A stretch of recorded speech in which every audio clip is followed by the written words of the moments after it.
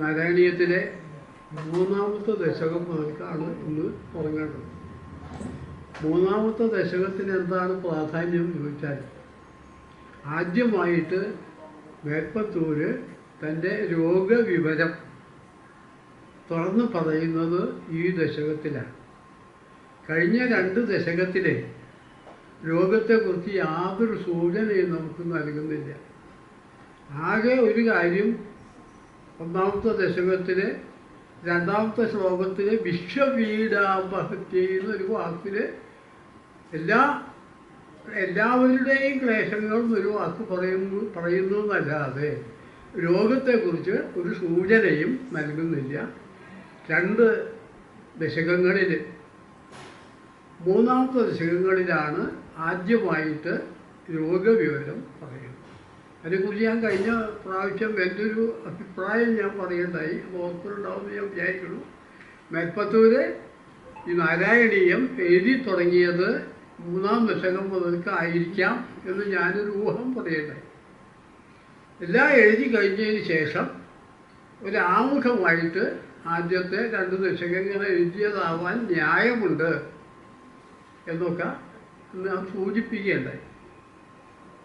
എന്തായാലും ആദ്യമായിട്ട് രോഗവിവരം വളരെ ദുഃഖിതനായിട്ട് ഭഗവാനോട് പറയുന്ന അധ്യായമാണ്, ദശകമാണ് നമ്മൾ വായിക്കാൻ പോകുന്നത്, പഠിക്കാൻ പോകുന്നത്.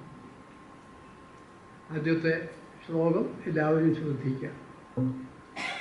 പഠന്തോ നാമാനി പ്രമദഫലസിന്ധോ നിപതിത സ്മരന്തോ രൂപം തേ വരദ കഥയന്തോ ഗുണകഥ പഠന്തോ യേ ഭക്താ ത്വയി ഖലു രമന്തേ പരം അമൂൻ അഹം ധന്യാൻ മന്യേ സമധിഗത സർവാഭിലഷിതാൻ.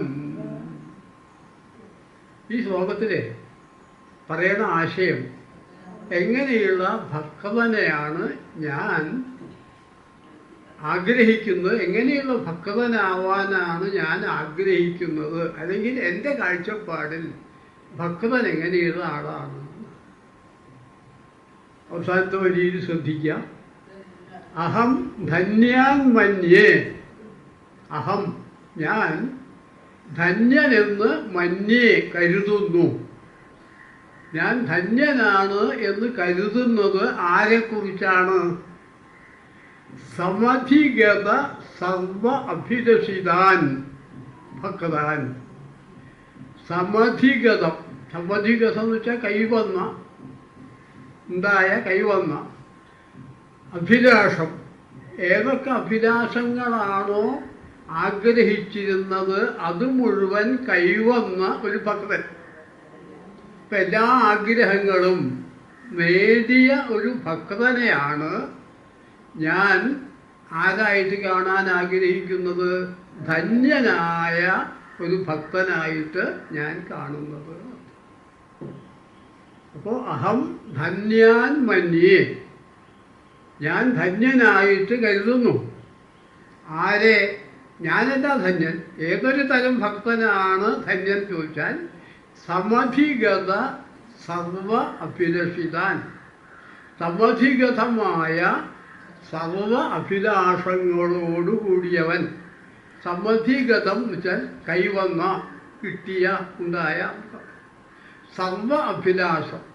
ഏതൊക്കെ അഭിലാഷങ്ങൾ നേടണമെന്ന് ഞാൻ ആഗ്രഹിച്ചിരുന്നുവോ ആ അഭിലാഷങ്ങളൊക്കെ കൈവന്ന ഒരു ഭക്തനെയാണ് ഞാൻ ധന്യൻ, ഒരു ധന്യനായ ഒരു ഭക്തനെയാണ് ഞാൻ ധന്യൻ എന്ന് കണക്കാക്കുന്നത്. അതിനെന്തൊക്കെ വേണം അങ്ങനെ ഒരു ഭക്തനാവാൻ? പഠന്തോ നാമാനി. നാമാനി പഠന്തഃ. നാമങ്ങളെ പഠനം ചെയ്യാം. ഭക്തൻ നാമങ്ങളെ പഠനം ചെയ്യാൻ എന്താർത്ഥം? ഭഗവത് നാമങ്ങളെ ധാരാളമായിട്ട് ഇങ്ങനെ ചൊല്ലിക്കൊണ്ടിരിക്കുക, കീർത്തനം ചെയ്തുകൊണ്ടിരിക്കുക. പഠന്തോ നാമാനി. പിന്നെ പ്രബദഫലസിന്ധോ നിവദിത എന്നുള്ളവിടെ ഇരിക്കട്ടെ. പിന്നെ സ്മരന്തോ തേ രൂപം, സ്മരന്തോ രൂപം തേ രൂപം സ്മരന്ത, അങ്ങയുടെ രൂപം എന്താണോ അത് ഓർക്കുക. എപ്പോഴും അങ്ങയുടെ രൂപം മനസ്സിൽ ഓർക്കുക, അങ്ങയുടെ നാമങ്ങൾ സദാ കീർത്തിച്ചുകൊണ്ടിരിക്കുക. രണ്ട് കാര്യം, സ്മരന്തോ രൂപം തേ, പഠന്തോ നാമാനി സ്മരന്തോ രൂപം തേ, രണ്ട് കാര്യം. പിന്നെ കഥയന്തോ ഗുണകഥാം, അങ്ങയുടെ ഗുണകഥകളെ കഥയന്തോ പറഞ്ഞുകൊണ്ടിരിക്കുക, അങ്ങയുടെ കഥകൾ ധാരാളമായിട്ട് പറഞ്ഞുകൊണ്ടിരിക്കുക. അപ്പോൾ രണ്ടാമത്തെ ദശകത്തിൻ്റെ അവസാനത്തിൽ ഭക്തിസ്തു കഥാരസാമൃതരി നിർമ്മജ്ജനേനാന്ന് പഠിച്ചു ഓർക്കുക. അങ്ങയുടെ കഥാരസത്തിൽ അങ്ങനെ മുഴുകിക്കൊണ്ടിരിക്കുക എന്നൊക്കെ പറഞ്ഞില്ലേ, അങ്ങയുടെ കഥകൾ ഇങ്ങനെ പറഞ്ഞുകൊണ്ടിരിക്കുക, അതിലങ്ങനെ മുഴുകിക്കൊണ്ടിരിക്കുക. അപ്പോൾ ഒന്ന് നാമാനി പഠന്ത, രണ്ട് സ്മരന്ത, മൂന്ന് ഗുണകഥ കഥയന്ത പറഞ്ഞു. മൂന്ന് കാര്യങ്ങളായി. നാമങ്ങൾ ചൊല്ലിക്കൊണ്ടിരിക്കുക, അങ്ങയുടെ രൂപം ഓർത്തുകൊണ്ടിരിക്കുക, അങ്ങയുടെ കഥകൾ ധാരാളമായിട്ട് പറഞ്ഞുകൊണ്ടിരിക്കുക. സ്മരന്തോ രൂപം തേ വരദ എന്നൊരു വാക്ക് സംബോധനയാണ്. വരദ എന്താ വാക്കിനർത്ഥം? വരം ദാനം ചെയ്യാൻ കഴിവുള്ളവൻ. ഏതു വരവും നൽകാൻ ആർക്കാണോ കഴിയുക അദ്ദേഹം വരദൻ. അങ്ങ് വരദനാണ്. ഏതഭിലാഷവും ആർക്കും സാധിച്ചു കൊടുക്കുന്ന വരദനായ ഈശ്വരനാണ് അങ്ങ്. അതുകൊണ്ട് അല്ലയോ വരദ. പിന്നെ ചരന്തോ ഏ ഭക്ത എന്ന് അർത്ഥം പറയുന്നതിന് മുമ്പ് നമ്മൾ ചേർത്ത് പറയാ. ഏതെന്ന് അറിയോ? പ്രമദ ഫലസിന്ധൗ നിപതിത. പ്രമദ ഫലസിന്ധൗ, പ്രമദം എന്ന് വെച്ചാൽ എന്താ? ഏതാണ്ടൊരു ഭക്തി ലഹരി ആവുമ്പോഴാണ് പ്രമദം എന്നുണ്ടാവും, ആനന്ദം. അപ്പോൾ പ്രമദ ഫലം, ചക്രിയായ ആനന്ദം, അമിതമായ ആനന്ദം, അതാകുന്ന സിന്ധു സമുദ്രത്തിൽ നിപതിത വീണവൻ. അതായത് ഭക്തി ലഹരിയിൽ, ആനന്ദലഹരിയിൽ, ആനന്ദലഹരിയാകുന്ന സമുദ്രത്തിൽ വീണവെന്ന് പറഞ്ഞാൽ ആനന്ദലഹരിയിൽ മുഴുകിയവൻ. ഇപ്പം ഏതൊക്കെ ചെയ്തുകൊണ്ട് ആനന്ദലഹരിയിൽ മുഴുകിയവൻ? നാമങ്ങൾ ചൊല്ലിയും രൂപങ്ങൾ സ്മരിച്ചും കഥകൾ പറഞ്ഞും ഭഗവാന്റെ ആനന്ദലഹരിയിൽ മുഴുകിയിട്ടുള്ള ഭക്തൻ. ആ ഭക്തൻ ചരന്തോ ഏ ഭക്ത, ഏതൊരു ഭക്തനാണോ ചരന്തോ സഞ്ചരിച്ചു കൊണ്ടിരിക്കുന്നത്, അങ്ങനെ സഞ്ചരിച്ചു കൊണ്ടിരിക്കുന്ന ഭക്തൻ ആരാണോ? ഭക്ത ത്വയി ഖലു രമന്തേ, അങ്ങനെയുള്ള ഭക്തൻ ത്വയി അങ്ങയിൽ ഖലു തീർച്ചയായിട്ടും രമന്തേ രമിക്കുന്നു. അങ്ങനെയുള്ളൊരു ഭക്തൻ അങ്ങയിൽ രമിക്കുന്നു എന്ന് പറഞ്ഞാൽ അയാൾ ആത്മാരാമനാണ് എന്നർത്ഥം. തന്നിൽ തന്നെ ആരെ കാണാൻ കഴിയുന്നവനാണ്? ഭഗവാനെ കാണാൻ കഴിയുന്നവരാണ്. എങ്ങനെയുള്ള ആൾക്കായി ഭഗവാനെ തന്നിൽ തന്നെ കാണാൻ കഴിയുക? ഈ നാമങ്ങൾ ചൊല്ലിയത് കൊണ്ടായില്ല, സ്മരിച്ചത് കൊണ്ടായില്ല, പറഞ്ഞത് കൊണ്ടും ആയില്ല. ഇതുകൂടി വേണം, പ്രമദ ഫലസിന്ധുവിൽ മുഴുകുക കൂടി വേണം. ഇതൊക്കെ ചൊല്ലിയിട്ട് ആ ആനന്ദലഹരിയിൽ ഏതൊരു ഭക്തനാണോ മുഴുകി സഞ്ചരിക്കുന്നത് അങ്ങനെയുള്ള ആള് ആത്മാരാമനാണ്, സ്വയം തന്നിൽ തന്നെ രമിക്കുന്നവനാണ്. തന്നിൽ തന്നെ രമിക്കുന്നവൻ എന്ന് പറഞ്ഞാൽ എന്താ അർത്ഥം? അയാൾക്ക് വേറൊരു അഭിലാഷം ഇല്ല എന്നർത്ഥം. അയാൾക്ക് ഒന്നും കിട്ടേണ്ടതില്ല, അയാൾ ഒന്നും ആഗ്രഹിക്കുന്നുമില്ല എന്നർത്ഥം. കാരണം അയാൾക്ക് എല്ലാം കിട്ടിക്കഴിഞ്ഞിരിക്കുന്നു. എന്തുകൊണ്ടാണ് എല്ലാം കിട്ടിയത്? ഈ പ്രവൃത്തി കൊണ്ട് തന്നെ. എല്ലായ്പ്പോഴും ഭഗവാനെ തന്നെ ചിന്തിച്ചുകൊണ്ട് മനസാ വാച കർമ്മണ എന്നൊക്കെ പറയില്ലേ, അത് വിധം എല്ലാ സമയവും ഭഗവാനെ തന്നെ പ്രകീർത്തിച്ചു കൊണ്ടിരിക്കുന്നതിനാൽ അയാൾ ആത്മാവിൽ തന്നെ ആത്മാവിനെ കണ്ടുകൊണ്ടിരിക്കുന്നവനാണ്. അങ്ങനെയുള്ള ഒരു ഭക്തനുണ്ടല്ലോ, ആ ഭക്തനെയാണ് ഞാൻ ആരായിട്ട് കണക്കാക്കുന്നത്? ധന്യനായിട്ട് കണക്കാക്കുന്നത്. അയാൾ എങ്ങനെയുള്ളവനാണ്? സമധിഗത സർവ അഭിലഷിതാൻ, എല്ലാ അഭിലാഷങ്ങളും കിട്ടിയവനാണ്, എല്ലാ അഭിലാഷങ്ങളും കൈവന്നവനാണ്. ഇതുകൊണ്ട് ആശയം മനസ്സിലായില്ലേ? പഠന്തോ നാമാനി, മനസ്സിലായല്ലോ? പഠന്തോ നാമാനി പ്രമദഫലസിന്ധൗ നിപതിത മരന്തോ രൂപം തേ വരദ കഥയന്തോ ഗുണകഥ ചരന്തോ യേ ഭക്ത, ഏതൊരു ഭക്തനാണ് സഞ്ചരിക്കുന്നത്? ത്വയി ഖലു രമന്തേ, അയാൾ അങ്ങയിൽ തന്നെ രമിക്കുന്നവനാണ്. പരമമൂൻ അഹം ധന്യാൻ മന്യേ സമധിഗത സർവ അഭിലഷിതാൻ, ആ ആളെയാണ് ഞാൻ ധന്യനായിട്ട് കാണുള്ളൂ എന്നർത്ഥം. ഒരു ഭക്തൻ എങ്ങനെയുള്ളവനായിരിക്കണം എന്നുള്ളതൊരു സൂചനയാണത്. എങ്ങനെയുള്ളവനായിരിക്കണം? ഇപ്പോഴും ഈശ്വരനാമങ്ങൾ ചൊല്ലിക്കൊണ്ടിരിക്കുന്നവനാവുക, ഈശ്വരൻ്റെ രൂപം മനസ്സിൽ ധ്യാനിച്ചുകൊണ്ടിരിക്കുന്നവനാവുക, എപ്പോഴും ഭഗവത് കഥകൾ പറഞ്ഞുകൊണ്ടിരിക്കുന്നവനാവുക. അങ്ങനെയുള്ളൊരു ഭക്തൻ എപ്പോഴും ആനന്ദലഹരിയിൽ മുഴുകുന്നവനാണ്. അയാൾക്ക് ഒരു അഭിലാഷവും സാധിക്കേണ്ടതില്ല, എല്ലാം ഭഗവാൻ സാധിച്ചു കൊടുത്തിട്ടുണ്ട്. അയാൾ ആത്മാരാമനാണ്. അങ്ങനെയുള്ള ആളാണ് ശരിയായ ഭക്തൻ. ആ ഭക്തനെ ആവാനാണ് എനിക്കിഷ്ടം എന്നാണ് ഇതിൻ്റെ സൂചന. എപ്പോൾ എന്തിനാണ് പറഞ്ഞത് ചോദിച്ചാൽ, അങ്ങനെ ഒരു ഭക്തനാവാനാണ് എനിക്ക് ആഗ്രഹമുള്ളത്. ഇത് പ്രഹ്ലാദൻ പറഞ്ഞ ഹിരണ്യകശിപുവിനോട് പറയുണ്ടായി. ഭക്തിയുടെ 9 വിധഭാവങ്ങളെക്കുറിച്ച് പറഞ്ഞു എന്ന് ഞാൻ മുമ്പ് പറഞ്ഞിട്ടുണ്ട്.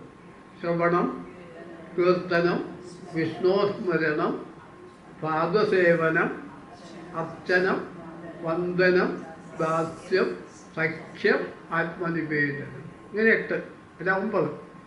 ഇതിൽ ആദ്യത്തെ ശ്രവണം എന്നുള്ളത് ഇതിൽ വരുന്നില്ല. 2 കാര്യത്തിൽ വന്നു. കീർത്തനം വന്നതിൽ മരണവും വന്നു.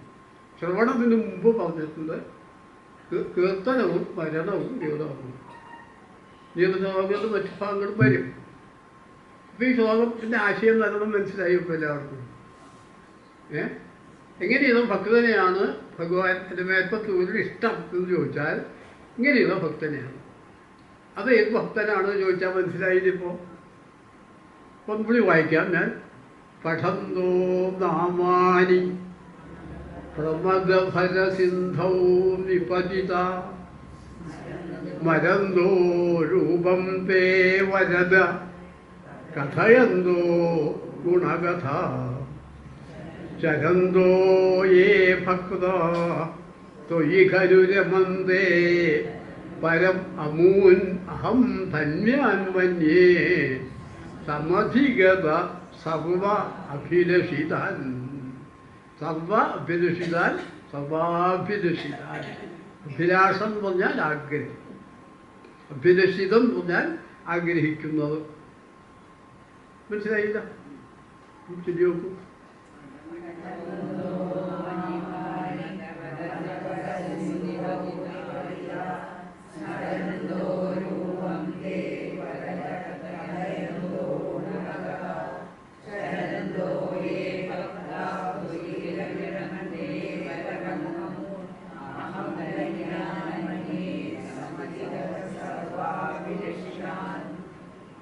ഈ വ്യാഖ്യാനത്തിലെ ഭാഗവതത്തിലെ ആ ശ്ലോകം ധരിച്ചിട്ടുണ്ട്. ശ്രവണം കീർത്തനം എന്നൊക്കെയുള്ളതുണ്ടല്ലോ, അത് ഈ വ്യാഖ്യാന പുസ്തകത്തിൽ അത് ധരിച്ചിട്ടുണ്ട്.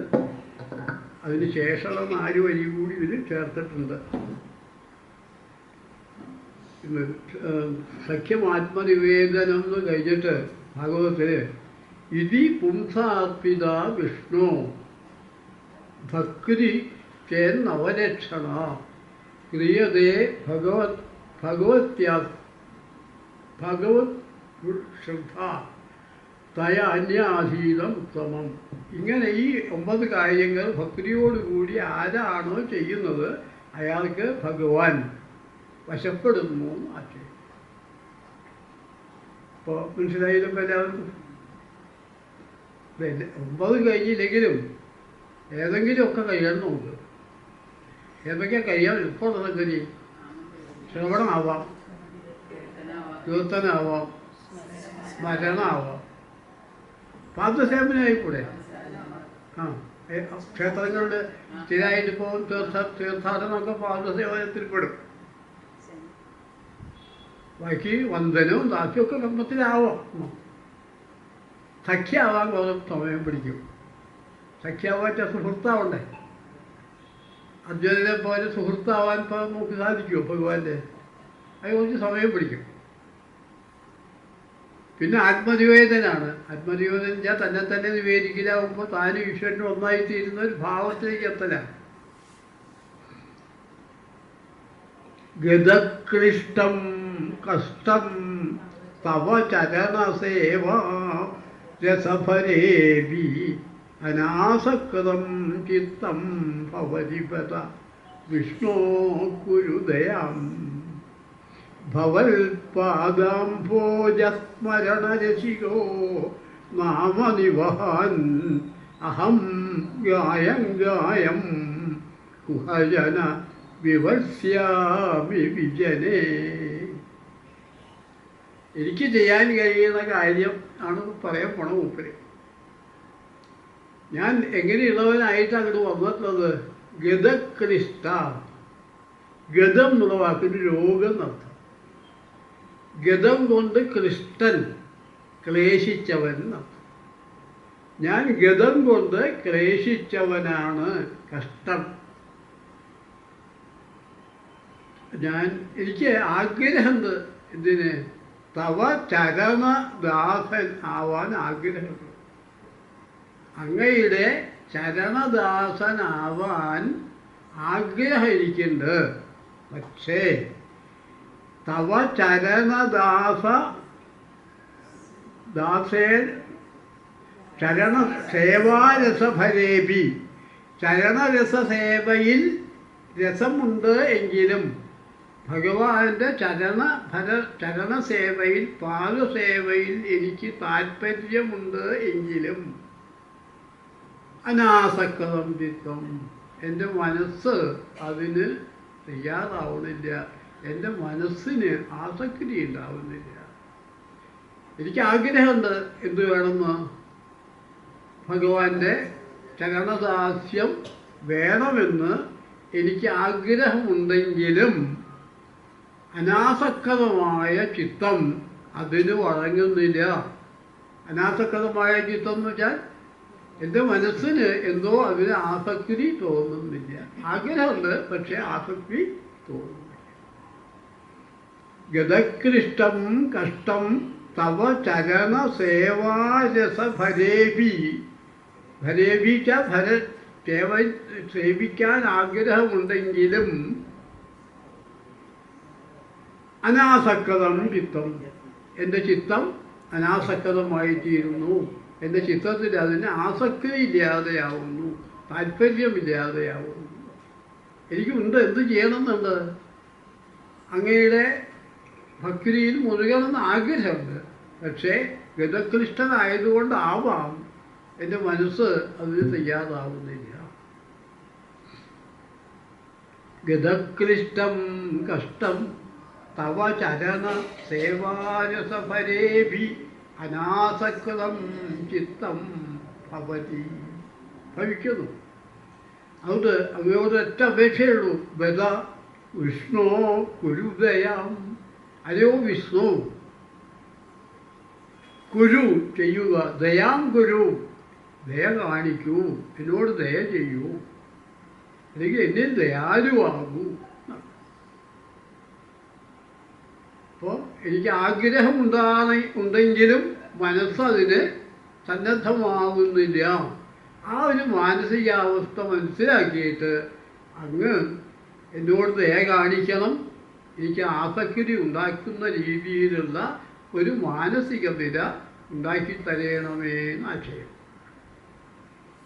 ഗതക്ലിഷ്ടം കഷ്ടം തവ ചരണസേവാരസഫലേപി അനാസകൃതം ചിത്തം ഭവതി വദ വിഷ്ണോ കുരുദയാം. വേദാന്തതയിൽ കഷ്ടനാഥ സന്ദർഭമുണ്ട്, ആശ്ചര്യനാഥ സന്ദർഭമുണ്ട്. ഓരോ സന്ദർഭത്തിൽ ഓരോ അർത്ഥം പറയാം. ഇപ്പം ഈ രണ്ടുപേരുടെ ആശയം മനസ്സിലായില്ലേ? ഭവത് പാദാംഭോജസ്മരണരസികോ നാമനിവഹൻ അഹം ഗായം ഗായം ഉഹജന വിവസ്യാമി വിചനേ. ഭവത് പാദാംഭോജസ്മരണരസികനായിട്ട് ഭവാന്റെ പാദമാകുന്ന അംഭോജം അല്ലെങ്കിൽ അംഭോജം പോലെയുള്ള പാദം, അംഭോജം താമര, അപ്പോൾ താമര പോലെ മനോഹരമായ അങ്ങയുടെ കാലുകൾ, ആ കാലുകളിൽ സ്മരണ കൊണ്ട് രസികനായിട്ട് ആ കാലുകളെ എല്ലായ്പ്പോഴും സന്തോഷത്തോട് ഓർത്തുകൊണ്ട്, അതുമാത്രമല്ല നാമനിവഹാൻ അങ്ങയുടെ നാമങ്ങളെയും ഓർത്തുകൊണ്ട്, അഹം ഗായം ഗായം ഞാൻ പാടിക്കൊണ്ട്, അപ്പോൾ ഓർത്തുകൊണ്ട്, ഭരിച്ചുകൊണ്ട്, പിന്നെ നാമങ്ങൾ ചൊല്ലിക്കൊണ്ട്, പാടിക്കൊണ്ട്. ഗായം ഗായം രണ്ടിടത്ത് പാടിക്കൊണ്ട് പാടിക്കൊണ്ട് എന്ന് പറഞ്ഞാൽ എന്താ അർത്ഥം? ഈ രണ്ട് പ്രാവശ്യം ഉപയോഗിക്കുമ്പോൾ എന്താ അർത്ഥം? അങ്ങനെ രണ്ട് പ്രാവശ്യം ഒരേ വാക്ക് രണ്ട് പ്രാവശ്യം ഉപയോഗിച്ചാൽ അർത്ഥം എന്താ? ഞാൻ നടന്നു പോയി എന്ന് പറഞ്ഞാൽ എന്താ അർത്ഥം? തുടർച്ചയായി നടന്നു എന്ന് അർത്ഥം കിട്ടും, ഇല്ലേ? അപ്പോൾ ഗായം ഗായം എന്ന് പറഞ്ഞാൽ പാടിക്കൊണ്ടേ നടന്നു എന്നർത്ഥം. പാടിക്കൊണ്ട്, തുടർച്ചയായി പാടിക്കൊണ്ട് ഞാൻ എന്ത് ചെയ്യണം? ഗായം ഗായം കുഹജന വിവസ്യാമി വിജനെ. ഏതെങ്കിലും വിജനത്തിൽ വസിക്കണമോ? ചോദ്യം. വിവസ്യാമി, ഞാൻ ഏതെങ്കിലും വിജനത്തിൽ വസിക്കണമോ? അതായത് എനിക്ക് ഇവിടെ വന്ന് ഇങ്ങനെ പാടി ഭഗവാൻ നാമങ്ങൾ പാടി അങ്ങനെ ഇരിക്കാനുള്ള യോഗ്യത ഇല്ലേ? ഞാൻ എവിടെയെങ്കിലും പോയി ഇരുന്നിട്ട് വേണോ ഈ കാര്യം ചെയ്യാൻ എന്ന് ഭഗവാനോട് ചോദിക്കാം. കാരണം എന്താ വെച്ചാൽ എൻ്റെ മനസ്സിന് എന്ത് വരുന്നില്ല? ആസക്തി വരുന്നില്ല. എന്ത് വേണമെന്ന് എനിക്ക് തോന്നുന്നുണ്ട്? ഭഗവാന്റെ നാമങ്ങളൊക്കെ പാടിക്കൊണ്ട് രസിച്ചുകൊണ്ട് ഇരിക്കാമെന്ന് തോന്നുന്നുണ്ട്. പക്ഷേ മനസ്സിൽ ആസക്തിയില്ല. അതുകൊണ്ട് ആദ്യമായിട്ട് ആസക്തി ഉണ്ടാക്കി തരാം. ഞാനൊരു കാര്യം ചെയ്യാം, എവിടെയെങ്കിലും ഇരുന്ന് അങ്ങയുടെ നാമങ്ങൾ പാടി രസിച്ചുകൊണ്ട് ജീവിച്ചുകൊള്ളാം എന്നാണ് ഉദ്ദേശിച്ച് അങ്ങനെ പറയും. വിപസ്യാമി എന്ന് പറഞ്ഞാൽ ജീവിക്കണോ എന്ന ചോദ്യരൂപത്തിലാണ്. ഞാൻ അങ്ങയുടെ നാമം തുടർച്ചയായി ചൊല്ലിക്കൊണ്ട് ഏതെങ്കിലും ഏകാന്തത്തിൽ പോയിരിക്കണമോ? ചില പുസ്തകത്തിൽ വിവത്സാമി എന്നാവും പാടുന്നത്, വിവത്സ്യാമി എന്നുണ്ടാവില്ല, വിവത്സാമി എന്നുണ്ടാവും. അത് ഒരു പുസ്തകത്തിലൊക്കെ വിവത്സ്യാമി എന്നാവും. ചില പാഠഭേദങ്ങളുണ്ട് വിവത്സാമി എന്ന് കാണും. അങ്ങനെയല്ല വസിക്കണമോ എന്നർത്ഥം ചില പുസ്തകങ്ങൾ. അപ്പോൾ മേൽപ്പത്തവരുടെ ചോദ്യം അത് ഭഗവാനോട്, ഞാൻ ഇവിടെ ഇരിക്കണോ അതോ എവിടെയെങ്കിലും പോയിരിക്കണോ എന്നാ ചോദ്യം. കാരണം എനിക്ക് ഇവിടെ ഇരിക്കാനുള്ള യോഗ്യത ഉണ്ടോ എന്ന് എനിക്കറിയില്ല. എന്താ യോഗ്യത? എൻ്റെ ഇപ്പോഴത്തെ സ്ഥിതി എന്താ? ഗതകൃഷ്ടനാണ്, രോഗം കൊണ്ട് ബുദ്ധിമുട്ടുന്നവനാണ്. ആഗ്രഹമുണ്ട്. എന്താ ആഗ്രഹം? ഭഗവത് സേവ ചെയ്യാൻ ആഗ്രഹമുണ്ട്. പക്ഷേ അനാസക്തം ചിത്തം, മനസ്സ് ആസക്തമാവുന്നില്ല, മനസ്സ് അതിന് തയ്യാറാവുന്നില്ല. അതുകൊണ്ട് ഭഗവാൻ എന്നോട് ദയ കാണിക്കണം. ഞാനൊരു കാര്യം ചെയ്തോളാം, അങ്ങയുടെ പാദവിവാഹം, അങ്ങയുടെ പാദസേവ ചെയ്തുകൊണ്ട്, അങ്ങയുടെ നാമം ജപിച്ചുകൊണ്ട്, അങ്ങയുടെ കഥകൾ പറഞ്ഞുകൊണ്ട്, പാടിക്കൊണ്ട് ഏതെങ്കിലും വിജനമായ സ്ഥലത്തിരിക്കണമോ? അത് ചോദ്യം.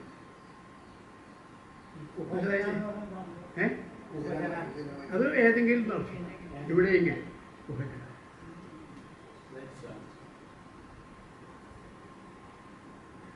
ഏതെങ്കിലും സ്ഥലത്ത്, നല്ല സ്ഥലത്തെന്നൊക്കെ പറയുന്നു. ആ സ്ഥലം ഗുഹജനം. അപ്പോൾ ആശയം നമുക്ക് മനസ്സിലായില്ലേ? ഇപ്പം എൻ്റെ ഒന്നുകൂടി വായിച്ചു നോക്കാം. ഗതക്ലിഷ്ടം കഷ്ടം തവ ചരണസേവാരസഫലേവി അനാസക്തം ചിത്തം ഭവതി ഗത വിഷ്ണോ ഗുരുദയാം ഭവൽപാദാംഭോജസ്മരണരസികോ നാമനിവഹാനഹം ഗായം ഗായം കുഹജന വിപശ്യാമി വിജനേ. ആയില്ലേ? വായിച്ചു.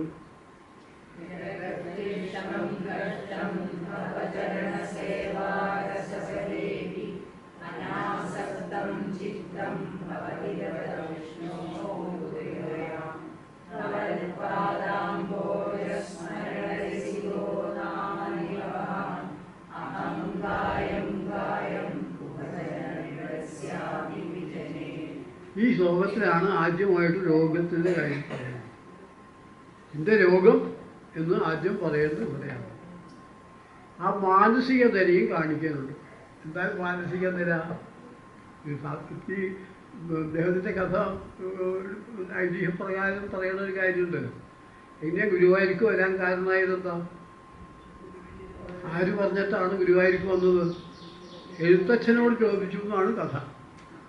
ഈ രോഗം മാറാനായിട്ട് എന്താണ് വഴി എന്ന് എഴുത്തച്ഛനോട് ചോദിച്ചു എന്നാണ് ഐതിഹ്യം. അപ്പോൾ എഴുത്തച്ഛൻ പറഞ്ഞത് എന്താ വെച്ചാൽ മീൻ തൊട്ട് കൂട്ടാൻ പറഞ്ഞു. അപ്പോൾ പേപ്പറിന് മനസ്സിലായി മീൻ തൊട്ട് കൂട്ടുക എന്ന് പറഞ്ഞാൽ എന്താണെന്ന്. മത്സ്യാവതാരം തൊട്ട് ഭഗവാന്റെ അവതാരങ്ങളെ പ്രകീർത്തിച്ചുകൊണ്ട് ഒരു കാവ്യം എഴുതുക എന്നാണ് ഉദ്ദേശം എന്ന് മനസ്സിലായി. അങ്ങനെയാണ് ഗുരുവായൂർക്ക് വരുന്നത്. ആ വരുന്ന സമയത്ത് എന്തുകൊണ്ട് ഭക്തി വേണമെന്നുണ്ട്, മനസ്സതിന് മുഴുവൻ പാകപ്പെട്ടിട്ടുമില്ല. ആ ഒരു അവസ്ഥയിലാണ്. അപ്പം അതുകൊണ്ട് ഭഗവാനോട് ചോദിക്കുകയാണ്, ഞാൻ ഇവിടെ ഇരുന്നിട്ട് വേണോ എവിടെയെങ്കിലും ഇരുന്ന് ചെയ്യണോ? ഭഗവാൻ ഒരു തീർപ്പ് കൽപ്പിക്കണം എന്നാണ് പറഞ്ഞത്. അപ്പം ആദ്യമായിട്ട് രോഗം തുറന്ന് പറയുന്ന ാണ്. ഡോക്ടറുടെ അടുത്ത് വന്ന് ആദ്യം ഒരു രോഗം പ്രവർത്തിക്കുകയാണ്. ഇന്ന രോഗമാണെന്ന് പറഞ്ഞു. എന്താ രോഗം എന്ന് പറഞ്ഞില്ല, ഗതക്ലിഷ്ടമെന്നേ പറഞ്ഞിട്ടുള്ളൂ. എനിക്ക് രോഗമുണ്ട്. അത് മനസ്സിനാണോ ശരീരത്തിനാണോ? മനസ്സിനും ശരീരത്തിനും കൂടിയിട്ടാവുന്ന രോഗം വരിക. ഏത് രോഗവും ഈ അഷ്ടാംഗോദയത്തിലൊക്കെ പറയാം. തുടങ്ങുന്നത് തന്നെ രാഗാതിരോഗാൻ സതതാനുഷക്കത എന്നാണ്. എല്ലാ രോഗങ്ങളും രാഗത്തിൽ നിന്നുണ്ടാകുന്നതാണ്. രാഗം എന്ന് വെച്ചാൽ മനസ്സിൻ്റെ ഭാവമാണ്. അപ്പോൾ മാനസികമായ ചില കാര്യങ്ങളിൽ നിന്നാണ് രോഗം ആദ്യം ഉണ്ടാവുന്നതെന്ന്. അല്ലെങ്കിൽ മനസ്സാണ് രോഗത്തിൻ്റെ മുഖ്യമായ കാരണമായിട്ട് വരുന്നത്. അപ്പോൾ മേൽപ്പത്തൂരിന് മാനസികവും ശാരീരികവുമായ രോഗമുണ്ട് എന്ന് മനസ്സിലാക്കണം. അതുകൊണ്ടാണ് ഇങ്ങനെ പറഞ്ഞത്. എൻ്റെ മനസ്സായിട്ട് തയ്യാറാവുന്നില്ല അത് പറയുന്നില്ലേ. പിന്നെ അർത്ഥം എന്താ? മനസ്സ് മാനസികമായിട്ട് ഞാൻ എന്തായിട്ട് വരുന്നില്ല, ആ ഭക്തിയുടെ മാർഗത്തിലേക്ക് വരാൻ എനിക്ക് മനസ്സ് ആയിട്ടില്ല എന്നാണല്ലോ അതിൻ്റെ അർത്ഥം. അപ്പോൾ മാനസികവും ശാരീരികവുമായ രോഗം തനിക്കുണ്ട് എന്ന് ആദ്യമായിട്ട് പ്രഖ്യാപിക്കുന്ന ശ്ലോകമാണ്.